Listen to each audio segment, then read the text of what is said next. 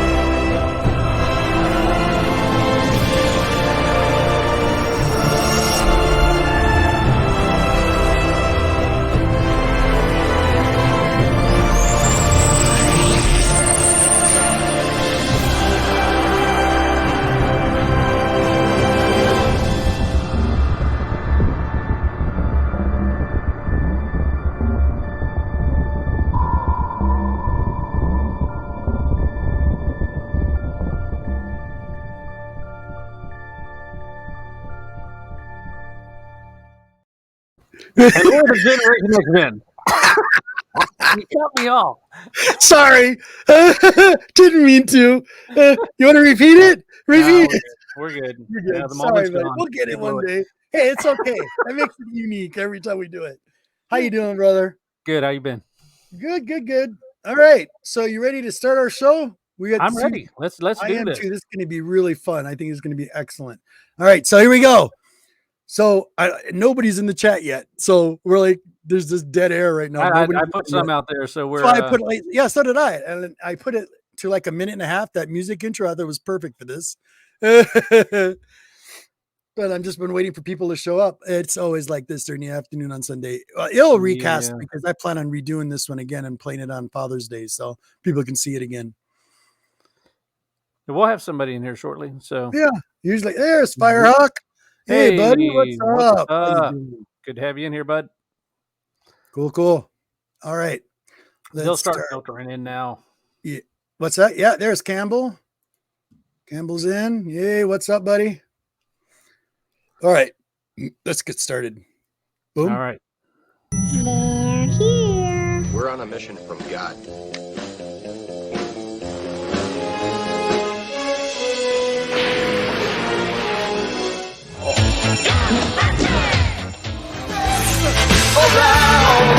Nothing's gonna ever keep your cat. Excellent invention.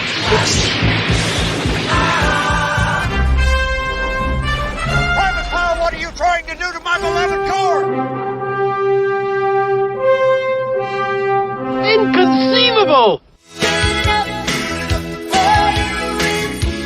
Here's Johnny. You know what old Jack Burton always says? The Eiffel Tower still stands. Take us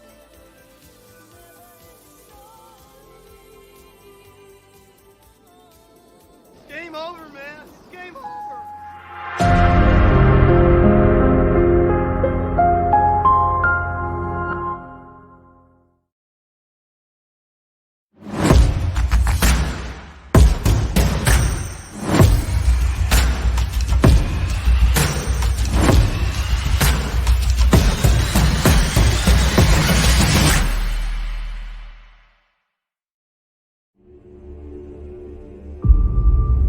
A country, once a global juggernaut and a forerunner in leadership, innovation, and diplomacy.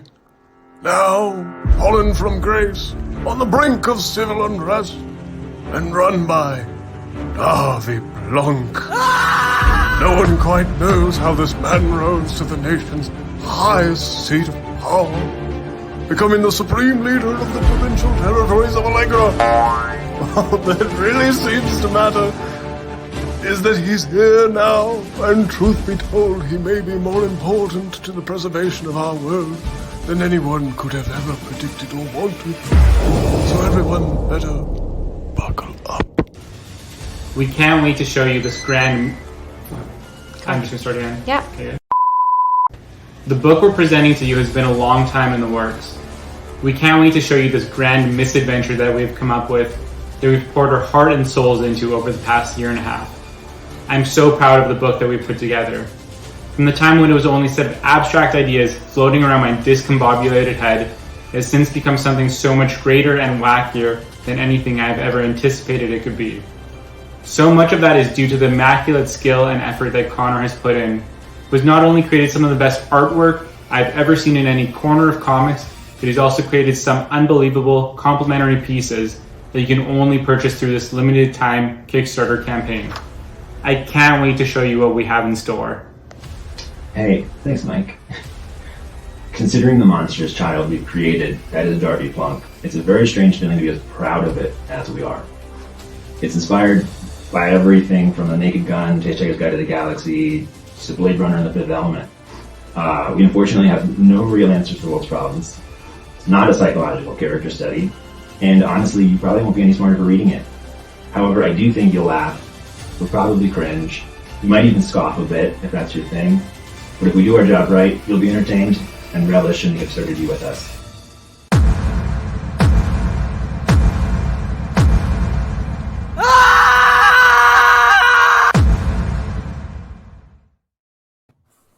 Hello, gentlemen. Hello. Awesome. That's pretty sweet. Bam. Good.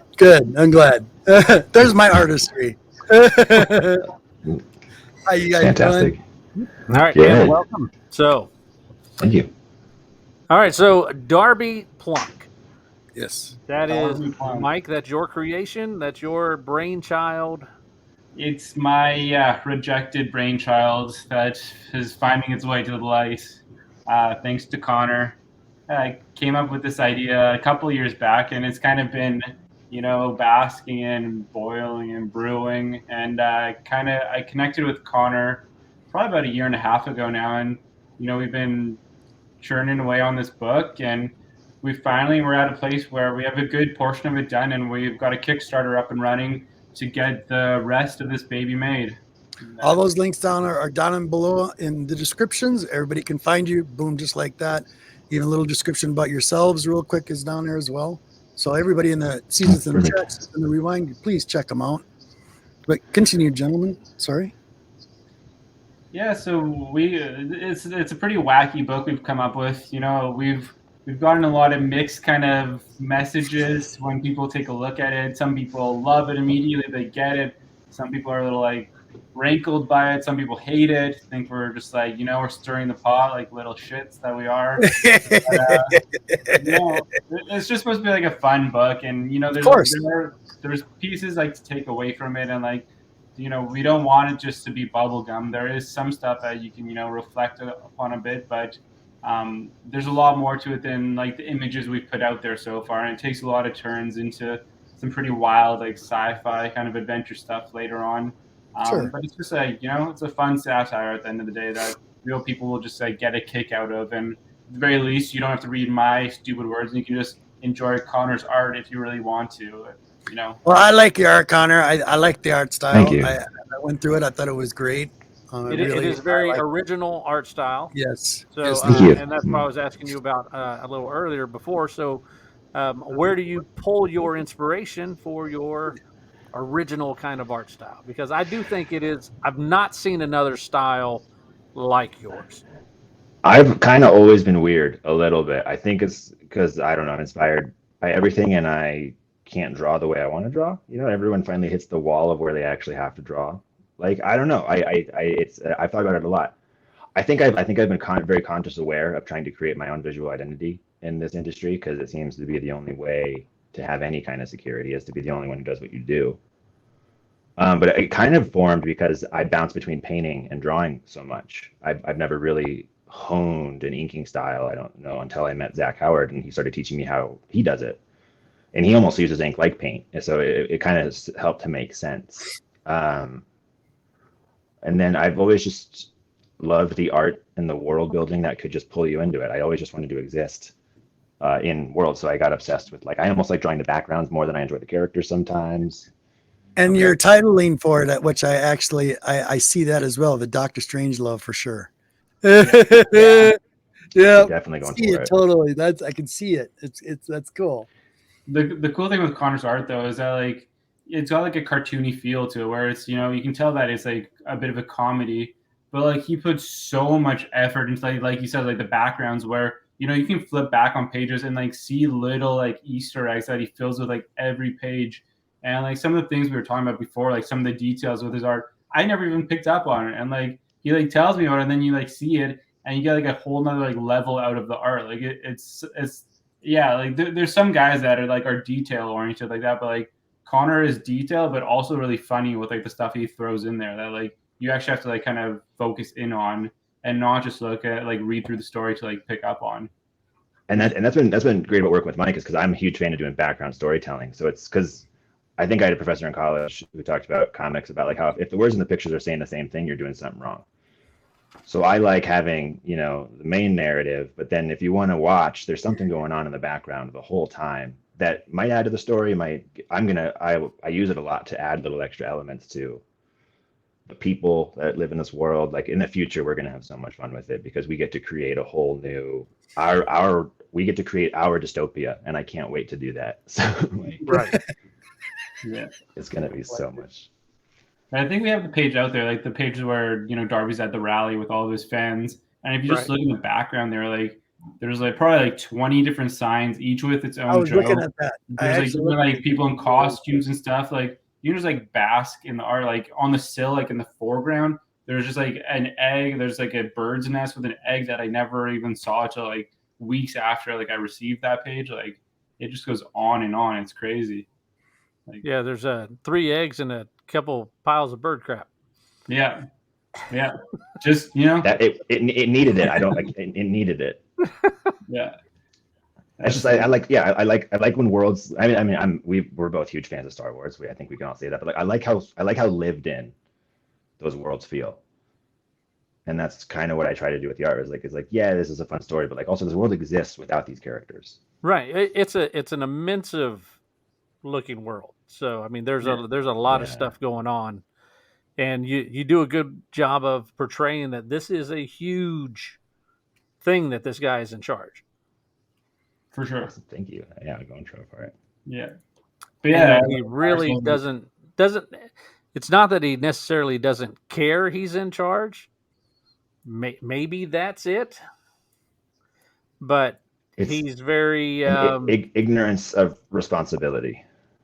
That could he's just kind of even his cuticles are all gnarly looking. So there's a lot of details that you put into these guys. They all that's a carryover too from my mentor Zach Howard. He does that kind of stuff where God, there's a scene in I think Cape Fallen where the main character's kicking the door and he draws the hinge bending and the nails popping out. So I've been in good company when it comes to this kind of storytelling. All right, Mike, question, and you might get asked this, or I'm going to ask it. To the big one. It seems like a political one because people are going to see that. Why this particular genre right out of the gate? I just have to pull up my script that my PR team has told me to read out for when I get this question, just to make sure I'm joking. This concept came to me a couple years back. A certain someone was still in power at the time. Yep. And I should have probably taken note of what was going on that day, but I was definitely just watching the news, and it was one of those days where it's kind of just unbelievable seeing what was happening on the news and being this is someone who's running one of the most powerful, important countries in the entire world, and I feel I could do a better job. And I kind of took that idea of that person and kind of characterized him a bit. And then being a giant nerd that I am, my imagination started floating away and being I like sci-fi stories, I like dystopian stuff, and I'm what if this guy was the star of a Flash Gordon comic almost? What would happen with that? You know, this guy is literally pulled into like a new world and is like tasked with saving the human race. So I kind of like, that was like the basis for the story. And, you know, just having the character there is like a political thing in and of itself, but it was meant to be just like more of like an outrageous story. Like, let's pull this guy into like a sci-fi, like time warp blender. And it kind of just like percolated from there. And like the story kind of like over time, like created itself around that. And, you know, that was the basis for it. I didn't want to like, you know, get sides like fighting with one another. I just kind of wanted to like not like Black Mirror and like just turn the lens on us like just minutely while just like writing up like a crazy ass story.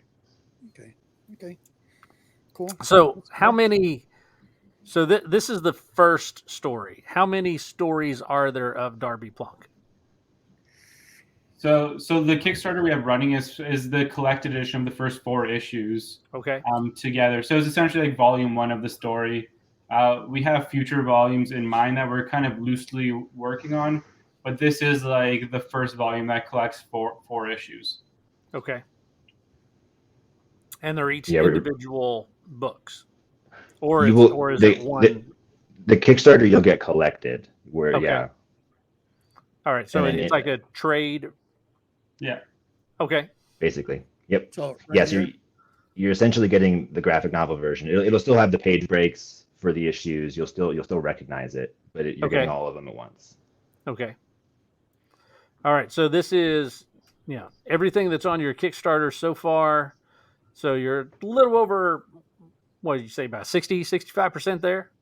Yeah. A little bit, yeah. Around there. Goal, so far pledged. Was it your $19,000 goal? What you got? Yeah. Yeah. Cool. Yep. 11 days ago. You got 11 days to go. So I'm going to recast this show again next week for Father's Day. So I think it'd be funny. Yeah, that would be fun. So we'll rewind. I'll have this on the rewind, this same show, and we'll do it again. So what's your different tiers that you have? Because all the Kickstarters have a different tier. So let's kind of get down to those and let's see what. You believe in $10? Here we go. Let's go down to the ones here. $25. Yes, so the digital copy is just $8. So $8's the entry if you just want a PDF of it. Okay. Yes. Please. And then and then 25 or more gets you the base book. And then whatever stretch goals we meet that you'll get because of a physical book. So when it says a 40, signed copy, is that signed by both of you or signed by? Okay. Signed by both of us. Cool. Yeah. Yeah, and then our special case, we got Zach Howard to do a variant cover for us, which I cannot wait to see. Claire got one for hers, which was Mother. Yeah. Mother and he crushed it. Yeah, because he's owed me a favor for a minute. So I helped him with I got to help him. I got to assist on that Hellboy story he did, the Return of Effie Kolb. And that was phenomenal to see. I don't know if you guys read that. It was just a 2-issue run. No, I have not read it. So great. They continue the story that Mike Mignola did with why am I blanking on his name? Corbin. Richard Corbin. Yeah. Because I had to go study how Richard Corbin drew the mansion to rebuild it. It was this whole fun job. Very cool. I just can't wait to see Zach's cover because he's kind of got like a gritty style to it. Whereas, how that plays into this kind of like comedy, it's going to be pretty cool to see. One of the guys in the chat had a question about, are you selling pages from the book? And that was one of your tiers. It was a pick a page, correct? Yep, pick a page. Yep. Yeah. So pick a page. There will be 50 available. First come, first serve on. You pick it first. Yeah. You get the page. Yeah. I mean, I've been trying to hype up this tier because I'm like, these pages are going to be worth something. Not only does it like look amazing in your page, your place with like the detail, but like, I want people to grab all these pages because I have one up in my place and it just looks unreal. I've worked in an art supply store for the last 7 years, so I'm kind of obsessed with things being nice. So they are nicer. I ink all the way to the edge. Hold on. Oh yeah, here I'll show you guys one. Wait, where's my camera? Yeah, here we go. This is a page I don't think people have seen yet. Nice. Yeah. Notice no pupils. No pupils. Only one. Yeah, these were some fun reference photos to take. Nice. Yeah. So there are pages available. There's also currently we only have one double page spread, but it's going to be a doozy. I know we'll probably have more, but we're only going to have this one to be available. Okay. Oh, yeah. And I was plan on looking at going. the script yesterday. We'll have more than one double page spread. I'm sure we will. Yeah. But for now, we have this one thumbnailed out, and it's basically I'm going full Daniel Warren Johnson on it. It's going to be 5-point perspective. It's going to be a beast. It's going to be. Okay, what are your future plans? You got, since this is your first time like out of the gate doing this? Yeah. Yeah. Yeah. Kickstarter. Yeah. Very cool. Very, very cool. So, what is your future plans? Do you have a goal set in mind that what's something you guys want to do together? Well, I'm going to try to lock down Connor for the next 10 years because people are going to start. Yeah. Next, I mean, I just like crafting stories. I mean, like what we were talking about earlier.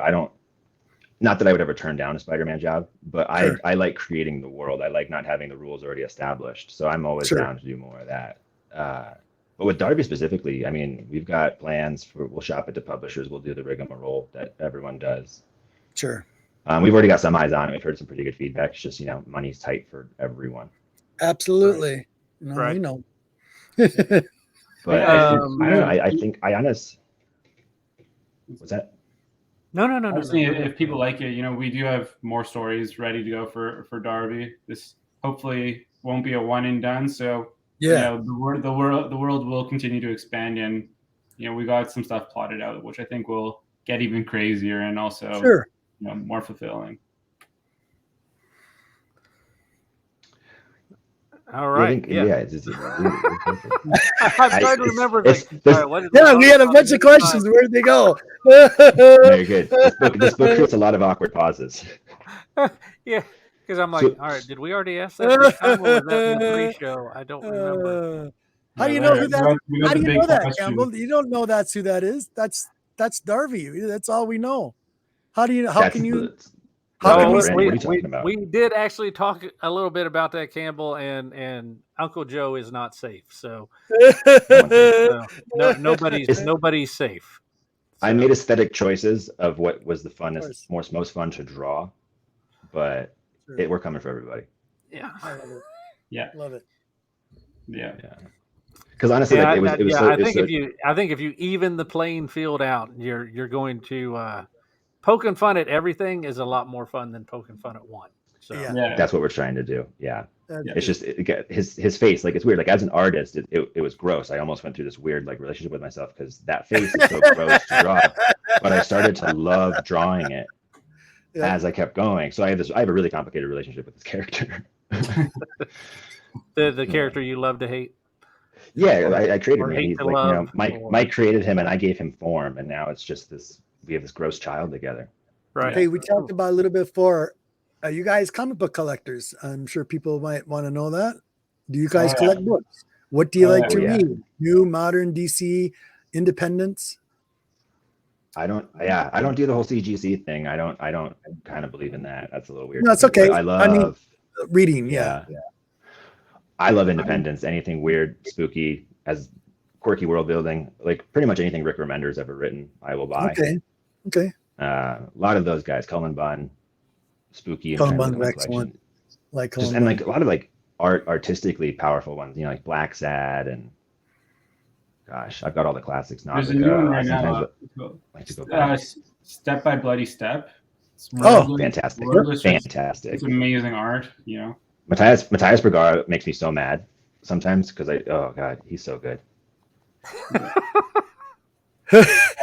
A little bit jealousy there, a little bit. He makes it look easy. He makes it look so easy. Well, I have that Step by Bloody Step, the book, the comic, and the art was beautiful, but there was I'm an old guy, so I'm used to reading books. I want more story in it. There wasn't a lot of writing in it. Very little. I love that. Yeah. Especially G.I. Joe silent issue back in the 80s. That was. Did you guys read Tale of Sand? I enjoyed it. I still enjoyed it. But I felt like I was in a way. It reminded me similar in kind of like a manga. Yeah. Very similar. Yeah. Yeah. I like manga a lot for that. I like because sometimes American comics move too fast. I like how Yeah, they slow down, show you the panels in between. But the manga is I like kind of my- cool the way it tells a story because they do it without words half the time. Some of them are just, Yeah. and you can actually get the picture of what's going on. I found that interesting. You can see some manga like influences on your art too, Connor. Like some of like the expressions, you know, like the kind I of noticed it. I was noticing. hyper realized kind of Yeah, 'cause expressions on faces. I come from academic, kind of a little bit of academic training artistically. I went to art school and all that. So I've been on a journey of trying to get better at cartooning, and manga has been a huge help with me, trying to get more energy because I'm really good at static imagery, but getting that energy Sure. into it, I've been working on. Yeah, but I guess to go back to your question, I read like anything. Yeah. I grew up on Marvel and DC. Like what got me into comics originally was like just classic Spider-Man and Batman comics, and then from there you kind of like get to know more names of the industry and expand a bit. And these days I don't read that much of like the major two. I was Sure. saying earlier, I like Donny Cates. I like his Thor and Hulk run that's going on right now. Mhm. But I do a lot of indie. I do a lot of image, and a lot of it's just like following writers that like Rick Remender's like obviously classic. So Brian you guys Lee married? Bond, You guys married? Got girlfriends, boyfriends, whatever? Girlfriend. girlfriend. Yeah. Okay. What do they think Yeah. about your whole thing of what you're doing? Just out of curiosity, because we're married. I'm married. My woman, Yeah. she deals with all my crazy hobbies. Just just a question. What does your ladies think of what you guys do? She's Unfortunately, go for it. You go, Connor. Sorry. Oh, sorry. Yeah, so my girlfriend is also an artist. She's more of a ceramicist, but so she gets the artistic pursuit. Okay. The irony comes in because she's from Virginia and her family's a little conservative compared. I'm from Colorado. We're a little bit more liberal. So there is a fun thing where we kind of recognize that there's going to be some conversations Sure. that might happen with me in the future. Sure. But about who I'm making fun of and why. Right. No, they're incredibly supportive. I mean, I also have the benefit of, That's good. It I always have all helps these too. pages. Mm-hmm. That's And the you, first Mike? I've heard that. It makes me kind of want to write something even more controversial just to put like Connor in hot water. Well, yeah, so Connor, you can always say, "Look, I'm not the writer. Yeah. I'm paid to draw. I'm just the artist." So, yeah. I mean, the truth is Mike has allowed me to have tremendous impact on the script, but also I'm just the writer, or I'm just the artist. I didn't do it. It's not my fault. Yeah. Yeah. There you go. Mixing. I guess Carter. Yeah. I guess second billing. Yeah, you can't blame me. Yeah, my girlfriend supports it fully. Like she supports me writing and all that. The kind of like more peripheral things that she takes issue with are like my comic book collecting and like all my like nerddom that like is starting to like fill out into the house a bit. Which like it's honestly comic stacks are just forming like all around where I don't have a storage anymore. And, like my little like action figures and stuff. That's more the issue than like the actual writing and stuff like that. So yeah. Yeah, I got a few of my action figures. John, continue, please. I have to go shut my little dog out. Well, okay. So Connor, when we were talking ahead of time, you said one of your favorite characters was Hellboy. Absolutely. Yeah, which you actually, and then I noticed in the intro that little fist was back behind you in the intro, and I was like, oh yeah, there's your Hellboy fist. So, did you get into Hellboy in the 90s or? So I actually never read comics until I was in college. I grew up in a tiny mountain town, so it was all skiing and whatever. But I always loved the characters of cartoons and the escapism of those in video games. Well, it wasn't until I pursued art school and I had a teacher who was a comic book artist. So I was like, I'm going to try drawing a comic. I like this. And I just fell in love with it. And then he was like, oh, you kind of draw like Mike Mignola. And then I went, who's that? Okay. And then so I went and bought volume 1 and everything changed. I was like, this is what I want to do. This storytelling, the world he could create, the way that like it was kind of nice going to art school, such a disadvantage of not knowing anything because I didn't have any preconceived notions of how to do anything. Right. But yeah, when I discovered the storytelling you could get away with in comic books, that was what I wanted to do. So art school, was that for painting or what was your inspiration to go to art school? I didn't know what else to do with my life, and I Oh, had okay. supportive All right. parents. So, So I went for graphic. I went for graphic design. Realized I hated that. right. And then switched. I like drawing, so I switched over to illustration. I became an illustration major. Thought I wanted to be a children's book artist, like everyone does. And then realized I was too weird for that, and decided comics was where it was at.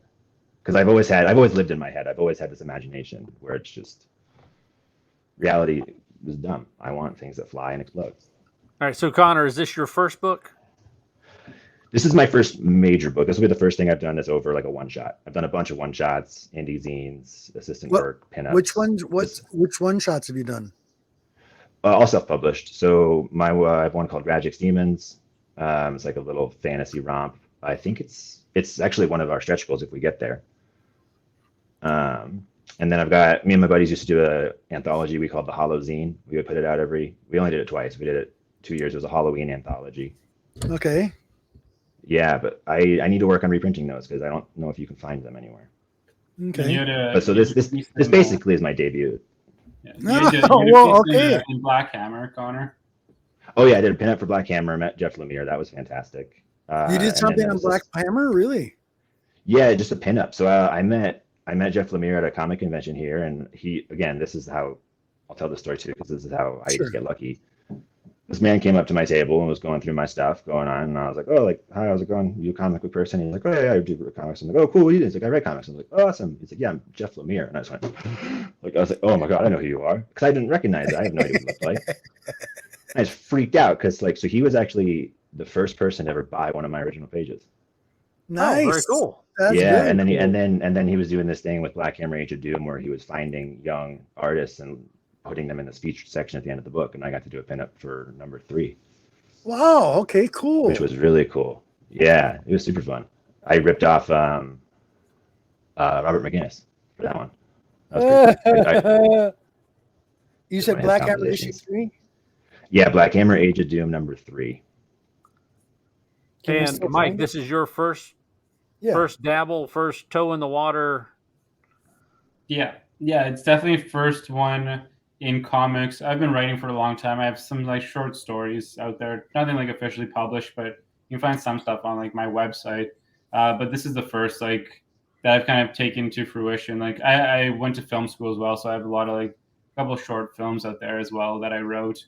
But this is the one that I've definitely put like the most legwork into, that I've really trying to get the best thing we can do out of it. So, okay. Nice. Very nice. Yeah. I like that. Yeah, and in addition to like kind of the tie-in with Zach is like this will be. I mean, Claire has done way more work than I have, but that's kind of what Zach and I decided. It was time for me to be the baby bird and draw my own book. Sure, of course, absolutely. So I got his seal. I got his seal of approval, and I was like, I feel ready. Let's do this. So, how did you two meet or hook up? Or that's a great question. From that, it was Zach that connected us. When I was like working on this book, I spent so much time like looking through like every, like I don't even know what you call it, every avenue available for like an artist for this book, and really like I kind of had an idea for the style I wanted, and I just couldn't find it anywhere. And I happened to just like come across like Zach's contact info, and he was like great enough to actually respond to me, which that's one of the biggest things. Like you put yourself out there, and most of the time no one responds back. But Zach was good enough to actually reply back to my email and was like, I have the perfect guy for you, and connected me to Connor. Very cool. Yeah. Cool. Yeah, it was at that time Zach was trying to help me get a job to launch, and it was I had basically done an audition for a comic that, like, I'm sure you guys are familiar with the pipeline of screenplays turned into comics from Hollywood. And it was kind of one of those where it was just like I was just going to adapt a screenplay into a comic for cheaper. Okay. And like that was fun because it might have had ties to Hollywood, but it would have been paying nothing, and they just wanted me to imitate. You were basically going to do like the Conqueror Worm. Yeah. Except I mean, and I'm not saying anything bad about Claire, because I love her work and I love everything she does. But yeah, that was taken something that was already done and making it into comic form, which looked awesome. Yeah.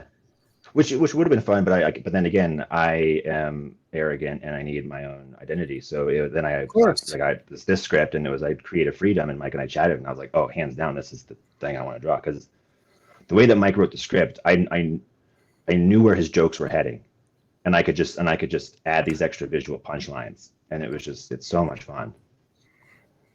So, because and I want to go back and clarify, because the Conqueror Worm was like her first thing that she broke Yeah, out. I have it did, actually over here. Yeah, so I'm not too familiar. Yeah, that was her, and I believe you have it too, G. Yeah, it's Yeah. So, Sorry. and I know it's a little off topic, but you're friends with Clara, correct? yeah. Again, through Zach, Sure. we've Through Zach. Did you guys get to probably read Mother 47? Yeah, did you? Yeah. Oh yeah. Oh definitely. Yeah. I backed it. I got a page of pencil. So good. So did we. So I was joking what with did Clara. you guys think on that? Let me get your opinion on Mother That's 47. what I want to know. I want to know the same thing. I was very impressed Total with freeze. the bait and switch. Oh, I know, right? Say it again, Connor. The bait and switch she did, because it was like she messes with your understanding of how she draws. It's this fun thing she does, where the character has such weird proportions. You're sitting there wondering, you're like, I know this girl knows how to draw. Yep. And then when you get the reveal of why everything looks weird, you're like, oh, nicely played. Nicely played. Yeah. No, I totally agree. It's like we were talking about this earlier. Like I love stories that like jump genres, where that one like kind of starts out as like a kind of, you think like, oh, it's like an espionage, World War II story, and then it turns into like a completely like, more of like a horror, and like I'm like, I love this. Like it's weird and it's kind of twisted, and I didn't expect that, but it like works perfectly too. And she even has like a nice blurb at the end like, that explains her like thinking how she came up with it. I'm like, like you clearly like get the craft, and like this was like kudos, like this is awesome. Like that's on top of like amazing art too. Yeah, So we both backed that one as well, and we had a lot of people that are in the chat right now that that one and all got their copies in. And I've not heard anybody who has been like, I didn't like it. Yeah.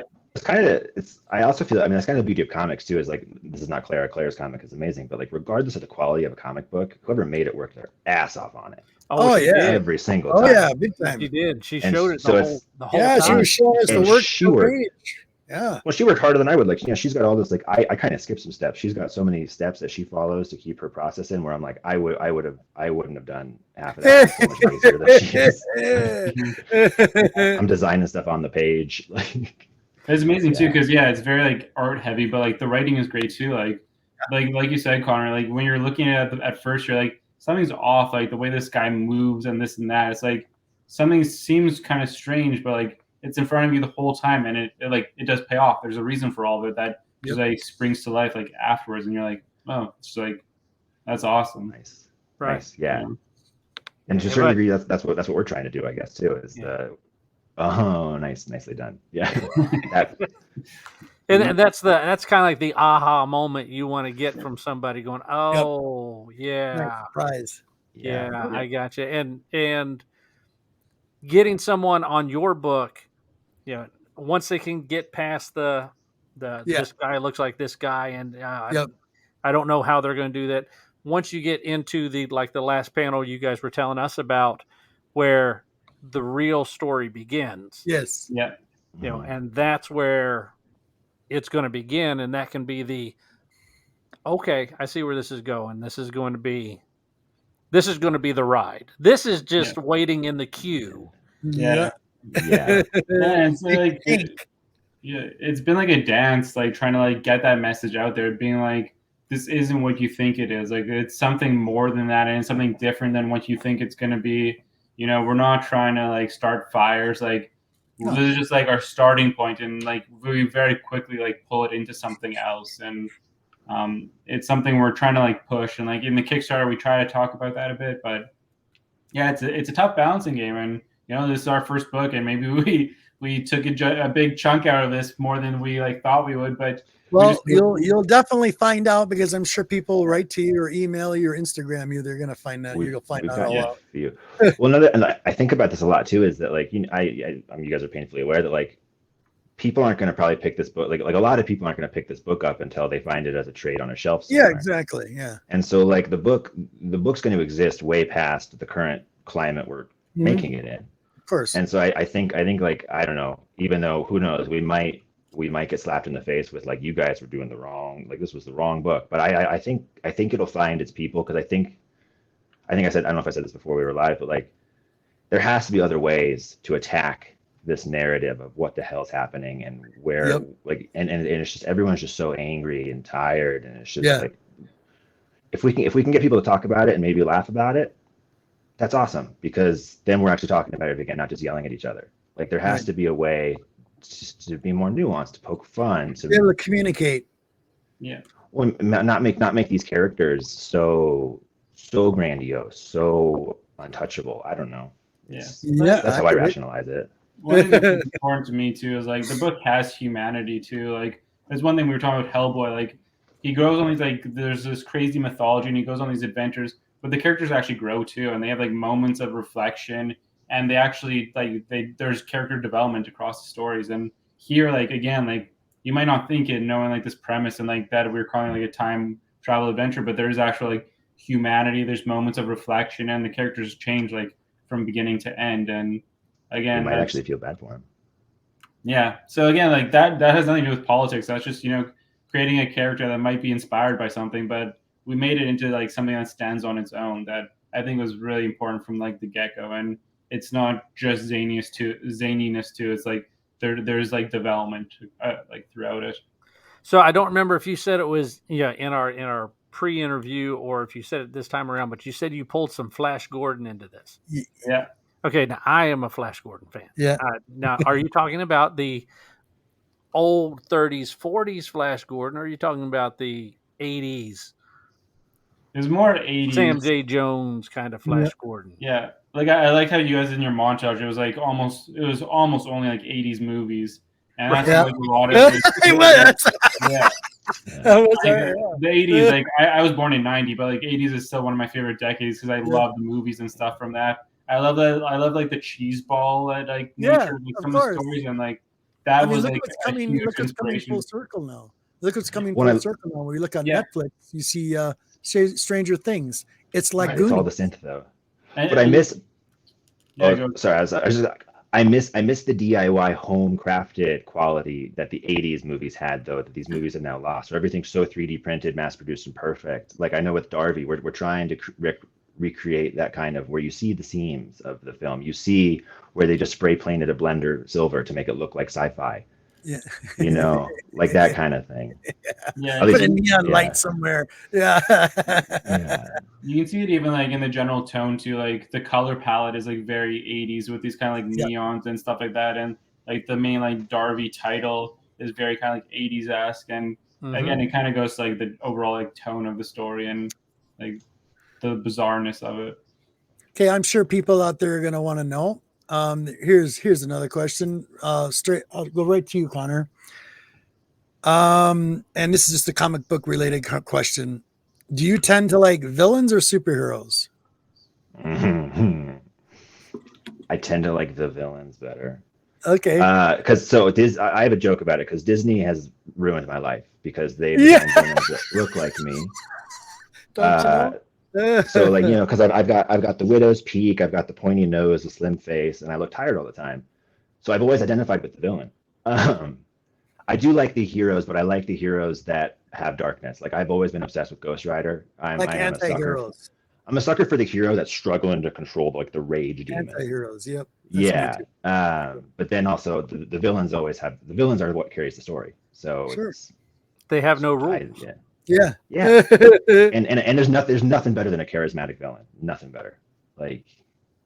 So who's your favorite villain? Yeah. My favorite. Oh God, hold on. Let me see. Favorite villain. That's the hard one. I might have to come back to this. Okay, how about you, Mike? Same questions. Yeah, let me think about this. Hero or villain? It's kind of like what Connor said. I like the heroes that might be villains, and I like the villains that might be heroes. Where it's not fun if it's clear what they're going to be. So it's when their motivations are like in question or they're like flawed characters. Like that's what gets me. Like you got it's not even necessarily. It's the anti-hero is kind of the thing where they could be like a hero or villain depending on their like mood and what happens at the moment. Like that's a question. Like one of my favorite villains is still Magneto because of that. At times he's just like outright evil. At times he's good. At times he's like questioning himself. So nice. You still thinking about it? I love it. I think See, Judge superhero- Death might be my favorite villain. Who? Judge Death from the Dredd series. Oh yeah. Okay. Okay. I don't know. I can't. That's completely out of the box of anything I would have thought of. But Me all too. right. I just can't. I'm just thinking aesthetically. I'm trying. Again, so I'm pretty ADHD. So you ask me a question, and of course, every villain has It's left my brain. okay. Sound like me. Because Squirrel. I've been watching. Yeah, I've been watching Kenobi lately. So I'm just like, is Darth Vader my favorite villain? He's all right. I don't know. Yeah. Agreed. It's all right, Mike. I've got a question for you. While Connor's trying to lock everything down, you broke brain. me. Yeah. Sorry. We'll have a while. Mike, if you were writing a story where Batman and Moon Knight had to fight, who would win? Depends who the writer of that story is. You. Oh yeah, you said that already. True. ADHD Mike. Yeah. I think they both lose. There wouldn't be a winner. Some third element would get them to both fail in whatever they're trying to accomplish. Okay, now that's a different take. It is. Write that, and there you go. You both sides win because they both lose. Yeah. Yeah. Yeah. And that's a good thought. Both fail. So, yeah, because everyone says they're like mirror images of the others, like the DC and Marvel version of whatever.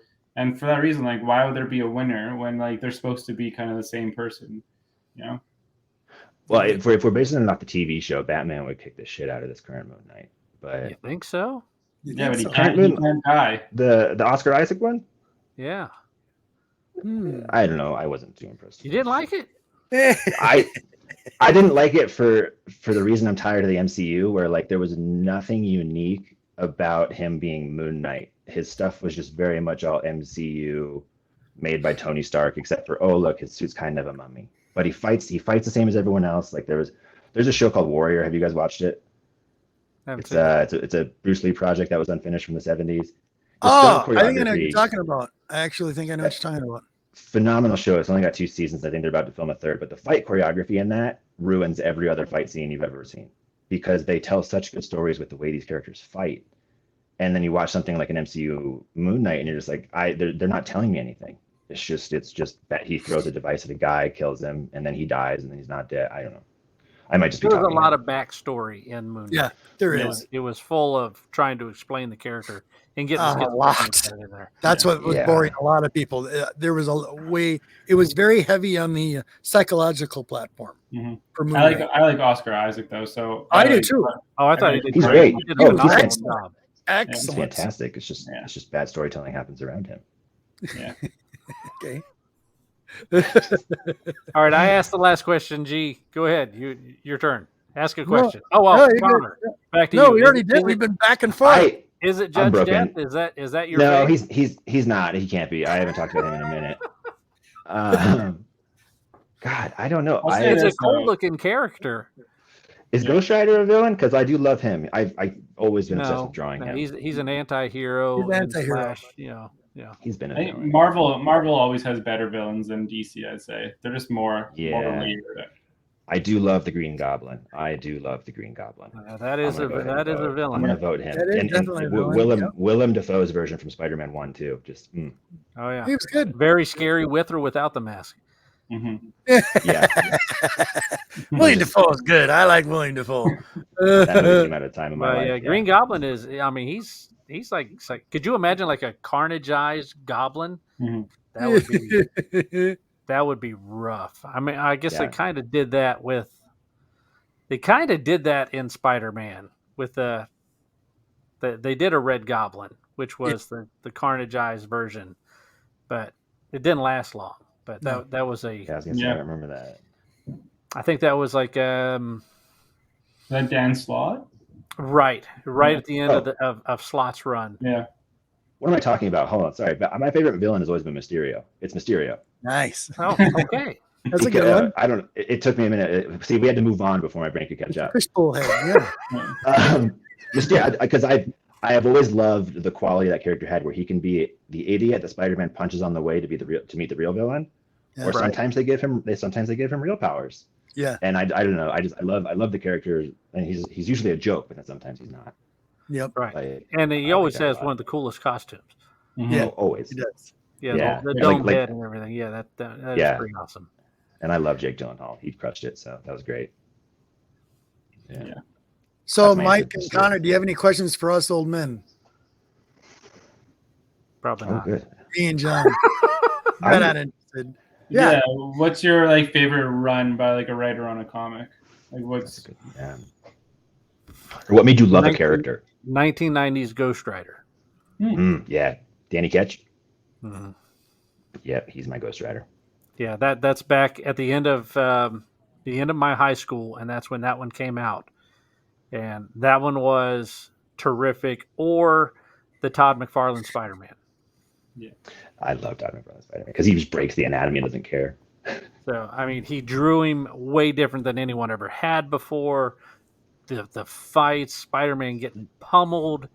It was something It's like that you're Superman just like, getting beat up in every issue. it's like I've never seen you Front take covers. so many beatings. I mean, and yeah, it was those two. That was I was 17 or so when those came out, and those were the two big ones from that. I think in the same year, and yeah, they were both so phenomenal to read, and the storytelling was great, and it introduced Kingpin as not this big fat sloth, but as this monstrous, Wall. come at me. I'm training with ninjas. Come here. Yeah. Yeah. And those two were probably my favorite reads, except for the Cosmic Spider-Man run. So I'm on ADHD and I'm going to jump around because the Cosmic Like when he- Spider-Man run, that is my favorite run. Is that when he gets infected with the Phoenix Force? That's when he gets the powers of Captain Universe. Oh, okay. And the Tri-Sentinel comes in, and yeah, he turns into Cosmic Spider-Man. It's the McFarlane, punch the Hulk into the atmosphere. Yeah, I think It jumped in all the Spider-Mans, and it was, that was probably my favorite complete run to read. So nice? And then you've got Secret Wars #1. So Secret Wars was good. Was it like the Lionel Yu one? Yeah. the original. Oh Secret no, Wars. that was Original. Secret Invasions. Yep. Yeah. Yeah. So, When did the Ghost Rider story that Clayton Crane illustrated come out? The one where he's forced to race to the portal of hell every day until one day he finally gets out. 2000s. That's That what sold me on that character. Yeah, I think that was like 2000, and that's within the last 20 years. Yeah. So I mean, I'm only 30, so I got it. Mine was Silver Surfer, age 12. oh yeah, Nice. I knew that. Mine, one. that's total mine. My love. I just love that character. It was, I know. What does that say about you psychologically? Because he was trapped, right? He was Yeah, trapped pretty by much. Galactus. Yeah. Well, it's like, when you look at the Shakespearean style of writing back then that they kind of wrote, because they were very heavily written when you read them. I actually came across Silver Surfer the first time in Fantastic Four. It was issue 5, I think, if I'm not mistaken. King Size Annual, and that's how I first came across him. On that cover, there's nothing about Silver Surfer except in green ink. I happened to be reading the Fantastic Four, and that was the first introduction. There's a whole introduction of him in there, and it was awesome. I was stuck ever since then. He's a So, cool character. Yeah, and anything modern, I'm always experimenting with modern stuff. I'm loving the Philadelphia. I like Rodney Barnes. I like vampires. I like horror titles. I always seem to lean toward them a lot. But yeah, that's me. Pretty But simple. my favorite character, and I got to throw him out there, give him some love, is the Rocketeer. The Dave Rocketeer. Stewart. Oh, hands down, best character ever made. I can't tell you how many times I've drawn. See, SCP Connor, pictures. now you're like one of my favorite artists. So. See? Dude, oh my god, yeah, thank you. God, dude, Dave Stevens changed my life because Yeah, I've got a whole cabinet of Dave Stevens stuff right here. So just right off camera. So because I grew up with the movie, like the cheesy Disney one, so I loved that already. And then I finally deep dove into the character. Like, are you excited for the Tuskegee Airmen reboot they're about to do? Have you heard about this? I've heard about it. Yeah, you said I'm gonna miss Cliff. I'm on the fence. Yep. Yeah, but yeah, oh god, like there's nothing like just the jumpers, the helmet, the Mauser, every detail. How much can they not screw it up? Is always my fear when you take a classic character and we're going to reboot it and change everything. I know. Yeah, I don't want you to change everything. I want you to give me the classic character. Yeah. God, I love the Rocketeer. Yeah, I've always been on the fence about getting the jacket. Do you own a jacket? I do not. I was gonna buy one of my I have 4 sons, but my third son, that was cool. He was the one I was going to get the jacket for, and I ended up getting him the jacket from X-Men, the Wolverine jacket. Oh, nice. I've been on the fence for so long for that. I'm like, I don't know if I can pull off a double breast. I can't because maybe I could 30 years ago. Now I don't think they make it in like 2X. So you might. The industry might have grown. Yeah. Cliff Secord jackets. Leather doesn't stretch. So yeah. That one is dead. Yeah. And it's too much to pay for something that might fit this year. Yeah. Okay, why don't you got we have like 5 minutes. Why don't you, Mike and Connor, tell the public about what you're doing, all that good stuff before we cut it down. We usually keep about an hour. So please tell the public what you're doing. Just to give them a rewind. The links are all down below, so I made sure all that stuff is there. So anybody's interested, please. So we have our Kickstarter live for our debut graphic novel, Darvey Plunk. We've as we talked about at length, we're going for it. We're going for the political satire, but it's not going to be the heavy-fisted dour affair. I think that might have even been pulled straight from the campaign text. But like, we're being done with it. Like, I think it's fun. It'll engage you. You'll have fun, but it'll get you thinking again. Mike, and it's gonna be very entertaining.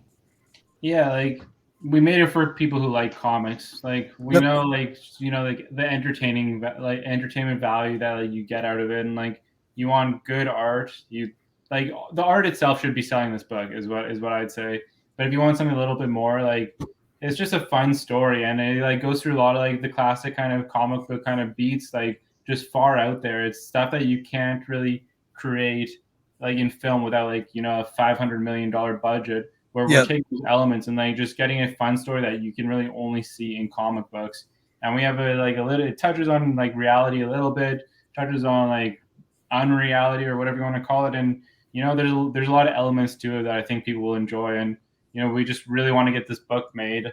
We have like the first issue completely done, and we're hoping to hit this goal so that we can get this book into everyone's hands. Seriously, good luck in the future and stay in touch with us, please. Any further things, you need any help, I'll recast this for next Sunday on Father's Day, so people will see this same video that we just did today. Amazing, yeah. And thanks for having us, guys. It was absolutely. And, even when stick around, don't go anywhere now when we get off air here. Stick around for a few minutes. All right. Okay. All right. Anything else?